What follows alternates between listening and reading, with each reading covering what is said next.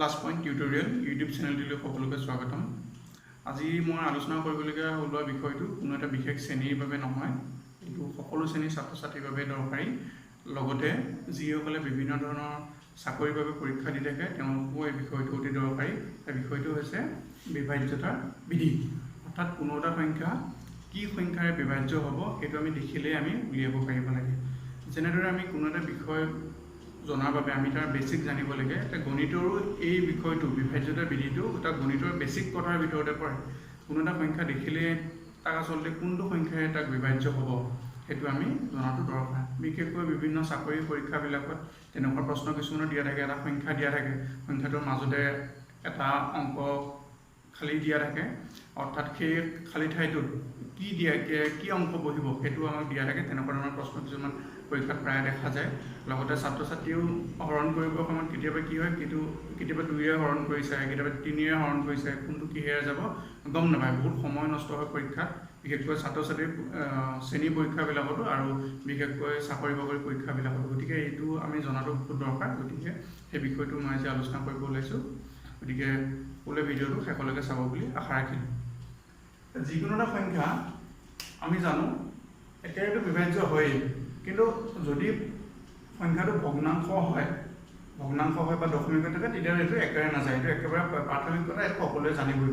তথাপি মই কৈ দিছোঁ সংখ্যাটো কি হ'ব লাগিব, গোটা সংখ্যা হ'ব লাগিব। একেবাৰে যাবলগীয়া হ'লে কি হয়, গোটা সংখ্যা হ'ব লাগিব।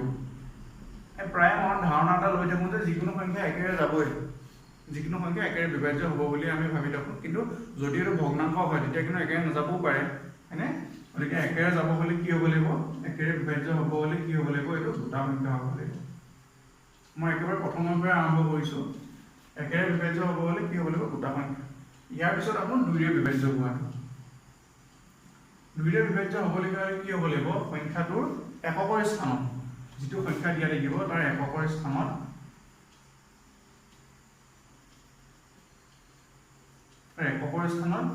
যদি 0, 2, 4, 6, 8 থাকে তেতিয়া সংখ্যাটো 2ৰে বিভাজ্য হয়।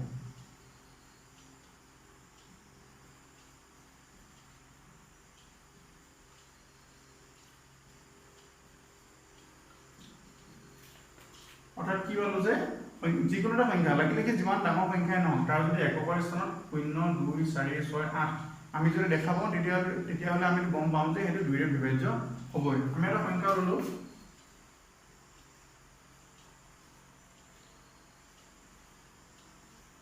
ইয়াৰে এককৰ স্থানত 0 আছে, গতিকে এই গোটেইটো আমি হৰণ নকৰিও আমি গম পাম যে ইয়াৰ কি হ'ব, এককৰ স্থানত 0 যিহেতু আছে গতিকে এইটো 2ৰে বিভাজ্য হ'ব। ইয়াৰ পিছতে আহিব 3ৰে বিভাজ্য হোৱাৰ নিয়ম। 3ৰে বিভাজ্য হ'বলগীয়া যিকোনো সংখ্যা দিয়া থাকিলে সেই সংখ্যাটো আমি কি কৰিব লাগে, তাৰ এককৰ তাৰ যিকেইটা অংক থাকিব গোটেইকেইটা অংক আমি কি কৰিব লাগে, যোগ কৰিব লাগে। ধৰা হ'ল এটা সংখ্যা দিয়া আছে,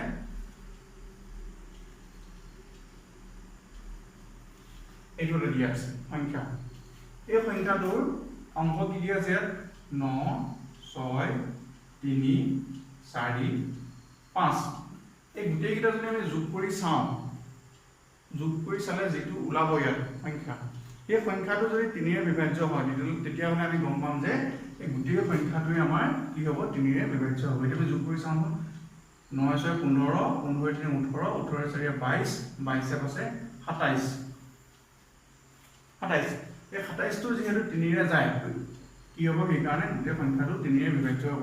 সেই 27টোকো আমি আকৌ যোগ কৰি চাব পাৰোঁ, 2 যোগ 7 বুলি কিমান হ'ব, 9। তাক আমি যোগ কৰি একেবাৰে এটা অংক বিশিষ্টলৈও আমি লৈ যাব পাৰোঁ। যদি কেতিয়াবা কি হয়, যোগ কৰিলে বহুত যদি ডাঙৰ সংখ্যা থাকে, যদি কিবা 3টা অংক থকা সংখ্যা ওলাব তেতিয়াতো আমি আকৌ নাযায় সেইকাৰণে কি হ'ব, সেই 3টা অংক যদি ওলায় তেতিয়া সেইটোকো আমি আকৌ এবাৰ যোগ কৰি চাম। যোগ কৰি তাক একেবাৰে এটা অংক নোলোৱালৈকে বা 2টা অংক বিশিষ্ট সংখ্যা নোলোৱালৈকে যিটোলৈকে আমি গম পাওঁ তেনেকুৱা, কাৰণ 2টা অংক বিশিষ্ট যিবিলাক সংখ্যা 3ৰে বিভাজ্য সেইবিলাকতো আমি জানোৱেই, চিনিয়ে পাওঁ। সেইকাৰণে 2টা অংক বিশিষ্ট সংখ্যালৈ বা এটা অংক বিশিষ্ট সংখ্যালৈ, এটা অংক বিশিষ্ট সংখ্যা হ'লে 3ৰে বিভাজ্য কি হ'ব, 3 হ'ব, 6 হ'ব, 9 হ'ব। তেনেকুৱা যেতিয়ালৈকে নোলায় তেতিয়ালৈকে আমি তাক যোগ কৰি নি থাকিব পাৰোঁ। আৰু যদি সেইকেইটা ওলায় তেতিয়া আমি গম পাম যে সেইটো কি হ'ব, 3ৰে বিভাজ্য হ'ব। আৰু এইটো আমি কি লিখিলোঁ, এতিয়া এইটো 3ৰ বিভাজ্যতা নিয়ম। ইয়াৰ পিছতে আহিব চাৰি বিভাজ্যতা। কিন্তু সেইটোলৈ যোৱাৰ আগতে মই এটা প্ৰশ্ন এটা দেখাই দিওঁ পৰীক্ষাত কেনেকুৱা ধৰণৰ প্ৰশ্ন আহে। কেতিয়াবা পৰীক্ষাত এনেকুৱা ধৰণৰ প্ৰশ্ন আহে বিভিন্ন ধৰণৰ চাকৰি পৰীক্ষাবিলাকত এনেকুৱা আহে যে এই সংখ্যাটোৰ এই খালী ঠাইডোখৰত কি অংক বহিব যাতে এই সংখ্যাটো 3ৰে বিভাজ্য হয়। এতিয়া আমি কি জানো যে 3ৰে বিভাজ্য হ'বলগীয়া হ'লে কি হ'ব লাগে, গোটেই সংখ্যাটোৰ যিকেইটা অংক আছে অংককেইটা যোগফলটো আমি কি হ'ব লাগে 3ৰে বিভাজ্য হ'ব লাগে। গতিকে আমি এতিয়া বাকী যিকেইটা আমি দেখা পাই আছো সেইকেইটা আমি যোগ কৰি চাওঁচোন। কিমান হ'ব 9 × 6 = 15, 15 × 4 = 19, 19 ৰ পাছে আমাৰ কিমান হ'ব 24, হয়নে? 24 হ'ব লাগিব 24। এতিয়া 24টোত আমি 3ৰে যায়েই, 24টোত আমি 3ৰে যাবই, হয়নে? গতিকে এইখিনি জেগাত আমাৰ কি হ'ব পাৰে 0 হ'ব পাৰে। গতিকে আমাৰ যদি অপশ্যনত যদি 0 থাকে তেতিয়াহ'লে আমাৰ এইখিনি জেগাত শুদ্ধ উত্তৰটো কি হ'ব 0। কিন্তু যদি আমাৰ অপশ্যনত যদি 0টো যদি দিয়া নাথাকে তেতিয়াহ'লে আমি কি লিখিব পাৰোঁ 3 লিখিব পাৰোঁ, কাৰণ তেতিয়া 24 × 3 = 27 হ'ব যিটো আমাৰ ওলাইছিলে, হয়নে? বা আমি কি লিখিব পাৰোঁ 6ও লিখিব পাৰোঁ, 6 আমি 6ও লিখিব পাৰোঁ। 6 লিখিলে তেতিয়া কি হ'ব এইটো 6 যোগ কৰিলে তেতিয়া 30 হ'ব, 30টো 3ৰে যায়, হয়নে? বা আমি কি লিখিব পাৰোঁ 9ও লিখিব পাৰোঁ এইখিনিত। 24ৰ লগত 9 যোগ কৰিলে কিমান হ'ব 33 হ'ব, তেতিয়াও যাব 3ৰে। গতিকে এইখিনি ঠাইত আমাৰ কি হ'ব পাৰে 0 হ'ব পাৰে, 3ও হ'ব পাৰে, 6ও হ'ব পাৰে বা 9ও হ'ব পাৰে। এতিয়া কথাটো হ'ল পৰীক্ষাত আমাৰ অপশ্যনত যোনটো দিয়া থাকিব আমি সেইটোৱে শুদ্ধ টিক মাৰি দিম, সেইটোৱে আমাৰ শুদ্ধ উত্তৰ হ'ব। গতিকে ইয়াতে আমাৰ গোটেই 4টাই হ'ব পাৰে। পৰীক্ষাটো গোটেই 4টা অপশ্যন নিদিব, যিকোনো এটা শুদ্ধ তেওঁলোকে যোনটো বনাইছে সেইটোৱে দিব। গতিকে আমি এনেকুৱা ধৰণৰ প্ৰশ্ন আহিলে আমি কিন্তু তেনেকৈ কৰিব পাৰিম। এতিয়া যাওঁ আমি 4 বিভাজ্যতাৰ নিয়ম অনুযায়ী। মই ইয়াতে এটা সংখ্যা লৈছোঁ 256। 4ৰে বিভাজ্য হয়নে নহয় চাবলগীয়া হ'লে আমি কি কৰিব লাগে, সংখ্যাটোৰ একক আৰু দশকৰ অংক দুটা মিলাই যিটো সংখ্যা হয় সেই সংখ্যাটো 4ৰে বিভাজ্য হয়নে নহয় আমি সেইটো চাব লাগে। ইয়াত 256টোৰ একক আৰু দশকৰ অংক দুটা মিলি আমাৰ হৈ গ'ল 56। এতিয়া 56টো 4ৰে বিভাজ্য হয় বুলিতো আমি জানোৱেই, হয়নে? কাৰণ 4 × 14 = 56। গতিকে কি ক'ব পাৰোঁ যে 256টো 4ৰে বিভাজ্য হ'ব। এতিয়া আমি এটা ডাঙৰ সংখ্যা লৈ চাওঁ। এতিয়া এই সংখ্যাটোত আমাৰ একক আৰু দশক মিলি আমাৰ কি হ'ল 68। এই 68টো এতিয়া আমি 4ৰে হৰণ কৰি চাওঁ 4ৰে বিভাজ্য হয়নে নহয়। এতিয়া 4ৰে 6ত যাব এবাৰ, বাকী হ'ল 28, 28 হ'ল 7 বাৰ, 17 হ'ল। তাৰমানে কি হ'ল 68টো যিহেতু 4ৰে বিভাজ্য হ'ল গতিকে আমাৰ গোটেই সংখ্যাটোৱে আমাৰ কি হ'ব 4ৰে বিভাজ্য হ'ব। ইয়াতো পৰীক্ষাত তেনেকুৱা ধৰণৰ প্ৰশ্ন আহিব পাৰে। গতিকে কি হ'ব আমাৰ এইখিনি ঠাইত যদি এনেকুৱা দিয়া থাকে যে 2, 3 এইটো যদি আমাৰ 8 দিয়া থাকে তেতিয়াহ'লে এই ঠাইটোত আমাৰ কি হ'ব পাৰে, এইখিনিত আমাৰ কি হ'ব পাৰে যদি আমাৰ 0 হয়, 0 যদি হয় তেতিয়া কি হ'ব এইটো একক আৰু দশক মিলি 8 হ'ব, তেতিয়াও 4ৰে হ'ব, 4ৰে বিভাজ্য হ'ব। গতিকে গোটেই সংখ্যাটো হ'ব 0 হ'ব পাৰে। যদি 2 হয়, 2 হ'লে কি হ'ব 28 হ'ব, 28 তেতিয়াও 4ৰে 7 বাৰ যাব, 2ও হ'ব পাৰে আমাৰ। 3 হ'ব পাৰে নেকি, 3টো হ'ব নোৱাৰে আৰু 1ও হ'ব নোৱাৰে, 1 হ'লে 18 হ'ব, 3 হ'লে 38 হ'ব, 38টো 4ৰে নাযায়, 4 হ'ব পাৰে তেতিয়া 48 হ'ব, 4 বাৰ 48। তাৰপিছত 6 হ'লেতো হ'ব বুলি আমি গম পালোৱেই আৰু 8ও হ'ব পাৰে, 8 হ'লে 88 তেতিয়া 22 হ'ব হৰণ কৰিলে, তেতিয়া 8ও হ'ব পাৰে। গতিকে এই ঠাইখিনিত আমাৰ এইকেইটা সংখ্যা দিয়া থাকিলে এই সংখ্যাটো আমাৰ কি হ'ব 4ৰে বিভাজ্য হ'ব। 5ৰ বিভাজ্যতাৰ নিয়মটো হ'ল যদি কোনো এটা সংখ্যাৰ এককৰ স্থানত 0 আৰু 5 থাকে, আমি যিকোনো সংখ্যা আমি লিখিব পাৰোঁ যি মন যায়। একক স্থানত 0 আছে গতিকে এইটো 5ৰে বিভাজ্য হ'ব। আকৌ এটা সংখ্যা ল'লো, এককত 5 আছে গতিকে এইটো 5ৰে বিভাজ্য হ'ব। 5ৰ বিভাজ্যতাৰ নিয়মটো একেবাৰে সহজ মনত ৰাখিবলৈ, সেইটো আমি দেখিলেই গম পাম, তাত কোনো বিশেষ একো কৰিবলগীয়া নাথাকে। এইটো হ'ল 5ৰ বিভাজ্যতাৰ নিয়ম। 6ৰ বিভাজ্যতাৰ নিয়মটো হ'ল আমি যে পাইছিলোঁ 2 আৰু 3 বিভাজ্যতাৰ নিয়ম দুটা। যিহেতু 6 সমান আমি 2 × 3 বুলি পাতিব পাৰোঁ, গতিকে 6 ক্ষেত্ৰত কি হয় যদি এটা সংখ্যা 2ৰে বিভাজ্য হয় লগতে 3ৰেও বিভাজ্য হয় তেতিয়াহ'লে সেই সংখ্যাটো 6ৰে বিভাজ্য হয় বুলিও আমি ক'ব পাৰোঁ। ঠিক আছে, এতিয়া আমি সংখ্যা এটা লৈ চাওঁ। এই সংখ্যাটো ল'লো, এই সংখ্যাটোৰ এককৰ স্থানত 4 আছে, তাৰমানে কি ক'ব পাৰোঁ এইটো এই সংখ্যাটো 2ৰে বিভাজ্য হয়। গতিকে আমাৰ 2টো মিলি গ'ল, 2 ক্ষেত্ৰত হৈছে। এতিয়া আমি চাব লাগিব 3 ক্ষেত্ৰত। 3 ক্ষেত্ৰত চাবলগীয়া হ'লে আমি কি কৰিব লাগিব, 3 বিভাজ্যতাৰ নিয়মটো কি আছিলে যে সংখ্যাটোৰ যিকেইটা অংক আছে গোটেই অংককেইটাৰ যোগফলটো যদি 3ৰে বিভাজ্য হয় তেতিয়াহ'লে গোটেই সংখ্যাটো আমাৰ 3ৰে বিভাজ্য হয়। গতিকে 3ৰে চাওঁ এতিয়া কি হ'ব 3 × 6 6 × 8 14 14 × 4 18 18 কি হ'ব এই গোটেই অংককেইটাৰ যোগফলটো 18টো যেহেতু 3ৰে বিভাজ্য হয় গতিকে এইটো হ'ল। গতিকে যেহেতু এই সংখ্যাটো 2ৰেও বিভাজ্য 3ৰেও বিভাজ্য গতিকে এই সংখ্যাটো আমাৰ কি হ'ব 6ৰেও বিভাজ্য হ'ব। এতিয়া আমাক যদি এনেকুৱাকৈ দিয়া থাকে এইটো যদি সংখ্যা দিয়া থাকে এই সংখ্যাটোক আমাক যদি সোধে যে এইটো 6ৰে বিভাজ্য হ'বনে নহয় তুমি চাব লাগিব যে সংখ্যাটো 2 আৰু 3ৰে বিভাজ্য হ'বনে নহয়। তো ইয়াত আমি দেখা পাইছো যে একৰ স্থানত 4 আছে তাৰমানে 2ৰে বিভাজ্য হৈছে। 3ৰে চাবলগীয়া হ'লে কি পাম গোটেইকেইটা যোগ কৰিলে ইয়াত যেটা 8 আছিল কাৰণে আমি 18 পাইছিলো ইয়াত 7 আছে কাৰণে আমি কিমান 17 পাম। 17টো যেহেতু 3ৰে বিভাজ্য নহয় গতিকে এই সংখ্যাটো আমি 6ৰে বিভাজ্য হোৱা বুলি ক'ব নোৱাৰিম। প্ৰশ্ন পৰীক্ষাত এনেকুৱা ধৰণৰ আহিব পাৰে। এতিয়া আমি জানো 7ৰ বিভাজ্যৰ নিয়মটো 7ৰ বিভাজ্যৰ নিয়মটো সম্পৰ্কে বহুতে নাজানে আচলতে এইকেইটা জানিলেও 7ৰ বিভাজ্যৰ নিয়মটো বহুতে নাজানে সেইকাৰণে মই 7ৰ বিভাজ্যৰ নিয়মটো বিশেষকৈ ক'বলৈ ওলাইছো। 7ৰ বিভাজ্যৰ নিয়মটো বৰ বিশেষ বেছি টান নহয়। আমি যদি এটা সংখ্যা লওঁ ঠিক আছে এতিয়া আমি এটা সংখ্যা লওঁ সেইটো সহায়ত আমি 7ৰ বিভাজ্যৰ নিয়মটো বুজিম। 7ৰ বিভাজ্যৰ নিয়মটোৰ কাৰণে কি কৰিব লাগে যে যিটো সংখ্যা দিয়া থাকে তাৰ একৰ স্থানৰ যোনটো অংক আছে তাক দুগুণ কৰিব লাগে। অৰ্থাৎ ইয়াৰ একৰ স্থানত 2 আছে ইয়াক আমি দুগুণ কৰিম যেই নাথাকক তাক আমি দুগুণ কৰিম। দুগুণ কৰি কিমান পালো 4 পালো। এই 4টো এতিয়া বাকি যেটা থাকিল মানে বিশেষকৈ মই 3টা অংকৰ বিশিষ্ট সংখ্যাৰ কথা কৈছো 3টা 4টা হ'লে অলপ বেলেগ হ'ব। এতিয়া কি হ'ব বাকি যেটা অংক থাকিল সেইটা মিলি যোনটো সংখ্যা হ'ল এই সংখ্যাটোৰ পৰা 4টো বিয়োগ কৰিব লাগিব। মানে ইয়াত কিমান বাকি থাকিল এতিয়া এই 67টো বাকি থাকিল কাৰণ 2টো আমি দুগুণ কৰিলো যদি 67ৰ পৰা আমি এতিয়া 4টো বিয়োগ কৰিম 4টো বিয়োগ কৰিলে কিমান থাকিব আমাৰ 63। এই 63 যেহেতু 7ৰে বিভাজ্য হয় 63টো 7ৰে বিভাজ্য হয় 7 9 গুণ 61 গতিকে কি ক'ব পাৰো যে আমি এই গোটেই সংখ্যাটো 7ৰে বিভাজ্য হ'ব।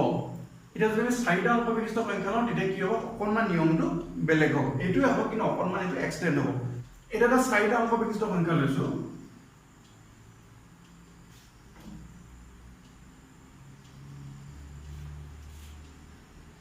ইয়াত প্ৰথমতে আমি যোনটো নিয়মৰ কথা কৈছিলো ইয়াতো আমি ঠিক তেনেকৈ কৰিম। প্ৰথমতে কি কৰিম এই যিটো একৰ স্থানত আছে তাক আমি দুগুণ কৰিম 3 দুগুণ হ'ব 6।